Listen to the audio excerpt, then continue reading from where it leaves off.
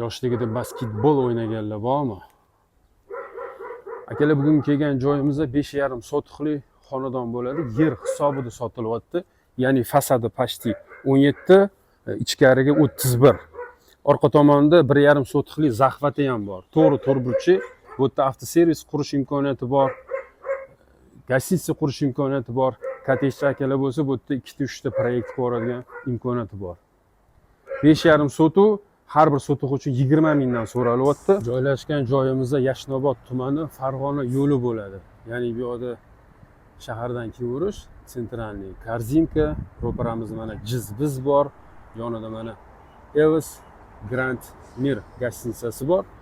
Yo'l yuzidan 100 metr kirishingiz bilan 100 metr ichkarida chap tomonda bo'ladi. Bu yerda liboy biznes qilish imkoniyati bor. Yoki kottej qurish, gostinitsa bu yerda yaxshi yuradi. 100 metr kirib kelganingizda shu xonadonimizda joylashgan. Mana to'g'ri to'rtburchak. Fasadimiz 16,5, pashti 17 chiqadi. Narxi общий so'ralayotgan 110 ming so'ralyapti. Bu yerda gaz, svet, suv, sentralniy kanalizatsiya, kommunikatsiyalarda muammo yo'q. Qiziqqanlar bo'lsa telefon qilinglar, kelib ko'rsatamiz.